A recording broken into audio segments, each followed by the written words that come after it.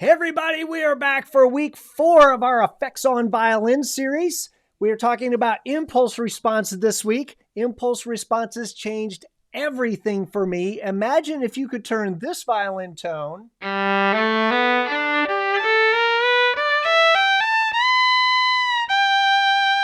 into this violin tone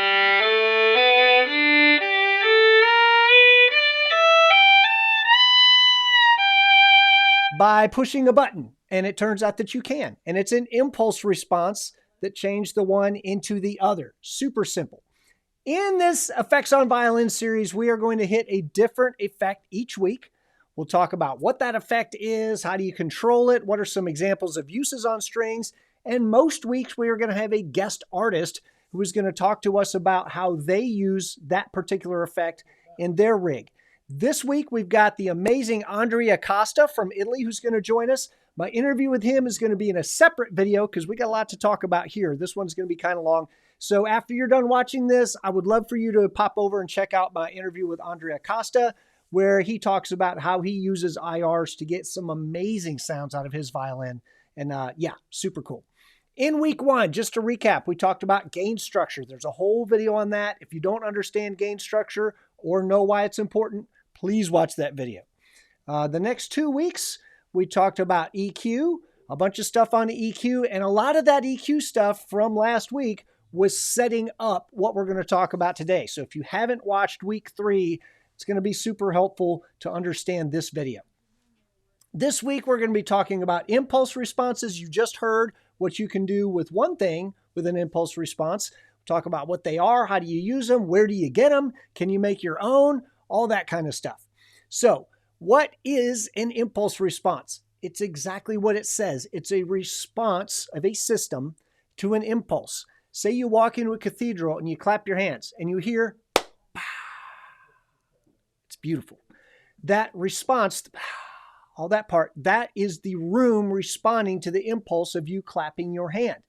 So that it's generally recorded, and then that becomes a sound file. We'll talk about that. There are 3 common uses in music: speaker cab simulation, room reverb, and instrument body simulation. So today we're going to talk about speaker cabs and instrument body. The whole room reverb thing, that's a separate topic. We'll talk about that a different week. Speaker cab and instrument body simulation are super important and very useful in live performance. So we said that that's a sound file when you record that response of that room to the impulse.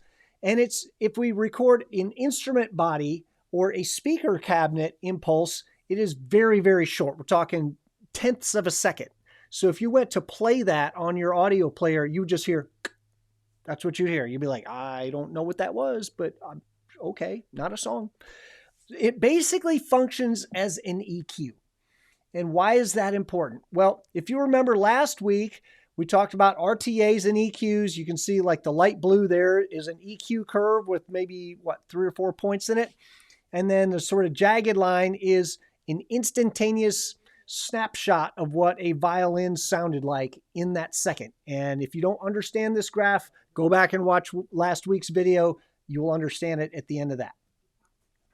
So the first thing, speaker cabinet simulation, is what we're going to talk about. What do speaker cabs do? Well, it's just, it's how you get the sound out to the room, right? It's just like a little PA. No, it is not. Every guitar cabinet sounds very, very different. That's why they have a ton of different guitar cabinets. This is a frequency response from a given speaker and cab combination because the speaker itself that sits in the wooden cabinet, those two function together as a system, and they have a very specific frequency response. You can see like this is like a very, very detailed EQ, be like a 100-band EQ or something. And you can see where it cuts a lot of frequencies, and then there's a couple of frequencies that it boosts. So this essentially is a very, very detailed EQ, and every speaker cab and every speaker cab combo is going to have a different curve.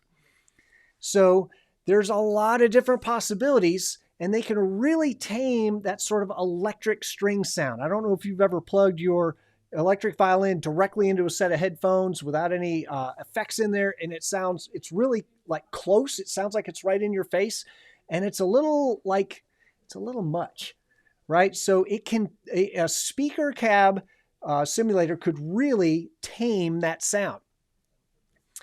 They're especially good at taming distortion sounds with strings. Distortion and overdrive, fuzz pedals, they're really kind of just buzzy. If you just run your violin into a distortion pedal and then out to the PA, it's a little more buzzy than it is kind of thick and powerful. A cab simulation would help with that a lot. So this is what an amp head would sound like all by itself, no cabinet.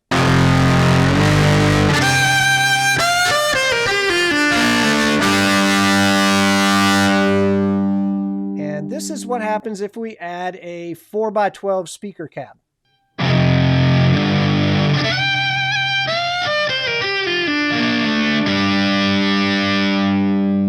And here's a 1x8.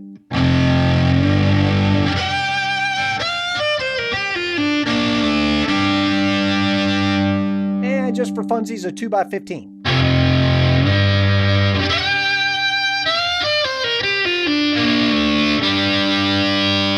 So it makes a huge difference on the output sound of the instrument.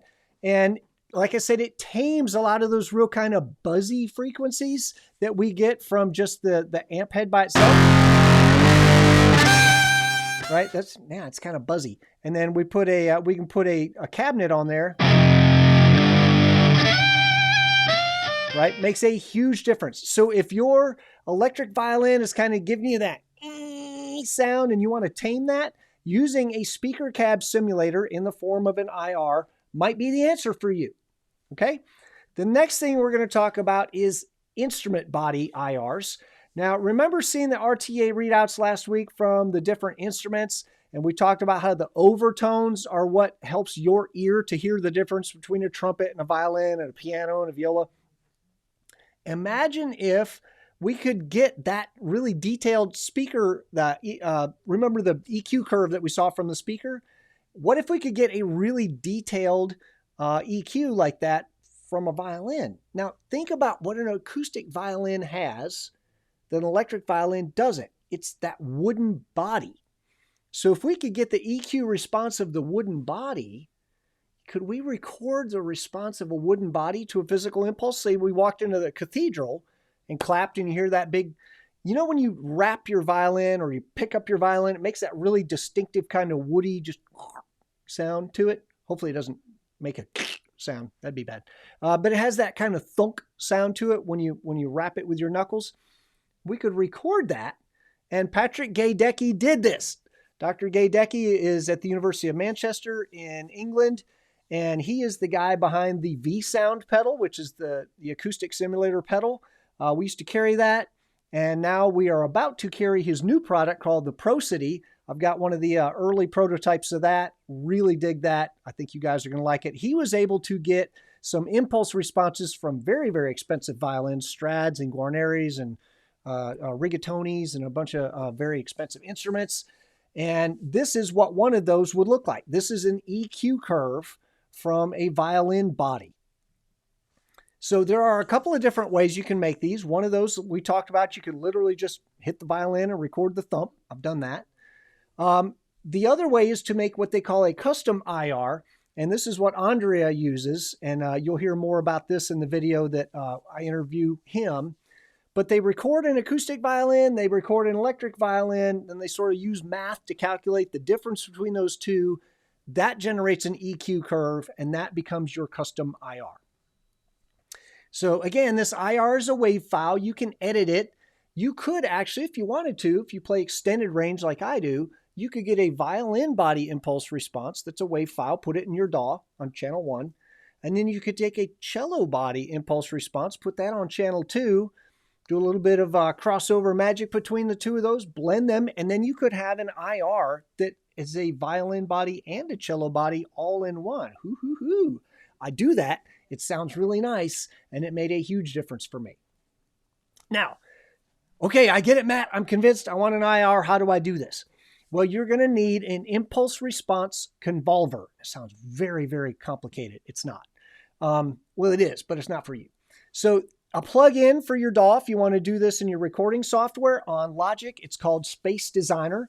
So you just go under the reverb section in there, look for Space Designer. You can use a bunch of room IRs that come with the thing, or you can import your own speaker cab or instrument IRs into Space Designer. Just put it in your signal chain, and then you're off to the races. If you want to do this live, there are stomp boxes that can import IRs, and there are blocks in a bunch of different amp modelers. I happen to be a Helix guy. There is an IR block in the Helix. I think there's also one in the Fractal. Pretty sure there's one in the Quad Cortex. I'm not sure about the Kemper, probably. It can do just about anything. So if you are using a really nice multi-effects pedal or amp modeler, there's generally an impulse response convolver inside that. So just so you know, if you see a pedal, oh, it's got IRs, it can read IRs, not all of them are suitable for instrument impulses. Think about which one of these two most guitar players are going to want to use. They're going to want to use the speaker cab simulator. And most of this gear is designed for, bought by, and used by guitar players. So think about the ME90, fantastic pedal, really like it. It says, hey, it's got IR capability. You can import your own IRs into it, and you can. It is really designed to be used for speaker cabs, though, and not instruments. And we'll talk about that in a second. And the new Boss IR2, a really fantastic little pedal. Also, you can load your own IRs into it, but it's designed to be used for speaker cabs. And why is that? Just one more second. Not all IR readers are ideal for instrument impulses. You can use them, but maybe not perfect. For generic IRs, the ones that they record by thunking the instrument, that one's not custom. It's not, they didn't hear your instrument. They just have the sound of this acoustic instrument. That's a generic IR. It's nice to be able to blend that with the dry signal of your instrument. They can sound a little artificial if you run them at 100%. The More Radar pedal is an IR loader designed for speaker cabs, but you can put instrument IRs in it. The only downside of that is that you can't blend your signal. You can only run it at 100%. So if you want to be able to blend with your dry signal, I guess you could. You'd have to route around it and do mixing and blend. It would be a pain. It's not going to be ideal for that. That's why I use the word ideal. So where would I put this in my signal chain? And this is what makes a difference between an instrument IR and a cabinet IR. Normally an instrument IR would go very, very early in your signal chain, first or second. And then a cabinet IR would generally go much later, probably just before your reverbs and delays. So instrument IR, I want if I'm trying to get a really acoustic sound out of my electric violin, and I'm going to use an instrument body IR to do that, I want all my pedals to think that they're actually processing an acoustic violin. So I'm going to put that IR first or second in my signal chain. If I'm using a speaker cab simulator, then I want that to be after my distortions, after my amp heads, all of that stuff near the end, because think about what a person is used to hearing. They're used to hearing sound coming directly out of that speaker cab. So we want it to be pretty close to the end of the chain. Well, that's where they are in the new IR2 pedal. That's where it is in the Boss ME90.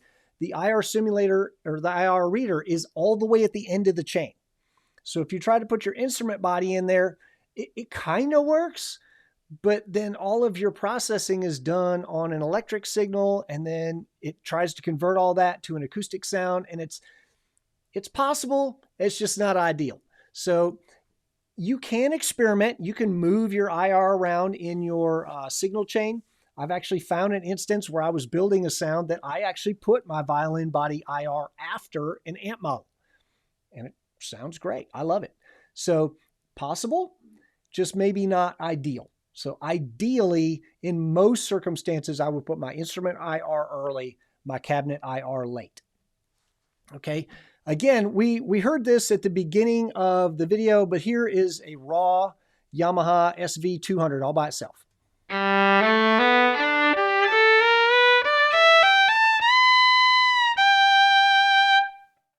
And here is with a violin body impulse response.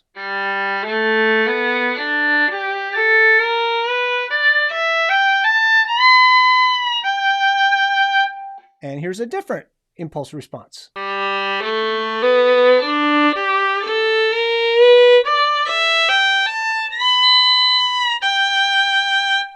And a third one just for funsies.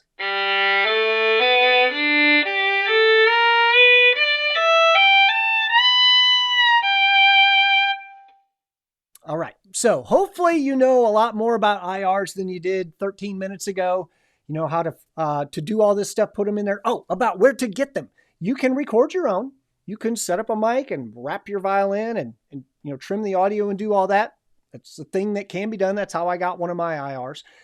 You can find some free ones on the internet. There are a few free ones out there floating around. If you're handy with the Google, you should be able to do that. And then there are a number of paid sites. I'm not being paid by any of these people to tell you where they are, but one of them rhymes with Trigma. You can find that. And then there are some other ones I have not bought from any of these other sites, so I can't tell you whether they're scams or whether they're real. But if you go out and look at, I think, violin body impulse responses or something.com, I might be close on that. Just Google all this stuff. You can find it, but there are paid ones out there. You can expect to pay probably between $5 and $20 for a file, depending on how high quality a file it is. That's not a whole lot to make a really big difference in your sound. So best of luck IR hunting, getting all this stuff into your signal chain. And of course, as always, be sure to subscribe. Oh, subscribe's over here. Where'd it go? Why would you subscribe to a guy? I can't even find the button. Subscribe to our channel. Check out some other videos, especially my interview with Andrea Costa. I think you're really going to dig that one. Super fantastic player, individual, human being, artist.